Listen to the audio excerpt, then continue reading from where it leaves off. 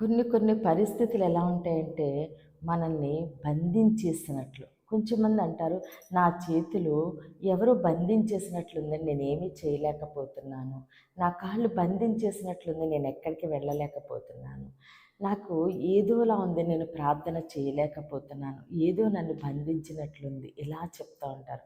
అయితే అది ఏదైనప్పటికీ కూడా దేవుని మీద నువ్వు ఆధారపడినప్పుడు నీకున్న ప్రతి బంధకము కూడా బలహీనమైపోతూ ఉంది. నీ చేతికున్న బంధకాల కన్నా దేవుడికి నీ మీదున్న ప్రేమ అధికముగా ఉంది కాబట్టి ఏది కూడా నిన్ను బంధించదు. నువ్వు పూర్తిగా దేవుని మీద ఆధారపడినప్పుడు నువ్వు దేవుని బలమైన కార్యాలు చూడబోతున్నావు. ఈరోజు దేవుడు మన కొరకు సిద్ధపరిచిన అన్ని శ్రేష్టమైన వాగ్దానం చూద్దామండి. న్యాయాధిపతులు 15వ అధ్యాయము 14వ వచనము రెండో భాగముగా మనము చూసినట్లయితే, యెహోవా ఆత్మ అతని మీదికి బలముగా వచ్చినందున అతని చేతులకు కట్టబడిన తాళ్ళు అగ్నిచేత కాల్చబడిన జనుప నారవలె ఆయను.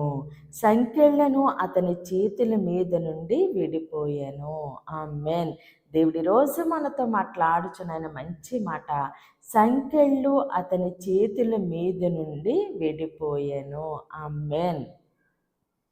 ఏ సంకెళ్ళ మధ్యనైతే బంధించబడి ఉన్నామో, ఏ సంకెళ్ళ చేత చేతులు బంధించబడి ఉన్నాయో, దేనివల్ల నువ్వు బంధించబడి ఉన్నావో, ఎప్పుడైతే దేవుని యొక్క ఆత్మ నీ మీదకి దిగుతాదో అప్పుడు నీవున్న ప్రతి బంధకం నుంచి విడుదల నువ్వు చూడబోతూ ఉన్నావు. అవి ఎలా అయిపోతున్నాయంట, అగ్ని చేత కాల్చబడిన జనుప నారవలే. ఏ బంధకం మధ్య నువ్వు ఉన్నావో దేవుని యొక్క ఆత్మ నీ మీదకి దిగినప్పుడు, ఆయన అగ్ని నీ మీదకి దిగినప్పుడు ప్రతి బంధకం నుంచి నువ్వు విడుదల చూడబోతున్నావు. ఏ కట్ల మధ్యన, ఏ సంఖ్యల మధ్యన, ఏ బంధకాల మధ్యన నువ్వు ఉన్నావో అవన్నీ విడిపోబోతున్నాయి.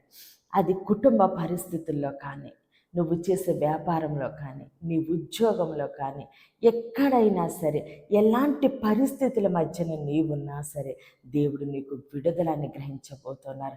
ఎప్పుడంటే నువ్వు దేవుని మీద ఆధారపడినప్పుడు, నువ్వు దేవుని సన్నిధిలో ఆయన పాదాలు పట్టుకుని నీవుగా దేవునికి సమర్పించుకున్నప్పుడు, దేవుని యందు విశ్వాసం ఉంచినప్పుడు, ఆయన ఆత్మ నీ మీదకి దిగినప్పుడు, ఆయన అగ్ని చేత నువ్వున్న ప్రతి బంధకం నుంచి, ప్రతి సంఖ్యల నుంచి, ప్రతి కట్ల నుంచి, ప్రతి అనారోగ్యం నుంచి, ప్రతి రుణభారం నుంచి, ప్రతి నింద నుంచి, అవమానం నుంచి దేవుడు నీకు విడుదల అనుగ్రహించబోతున్నారు.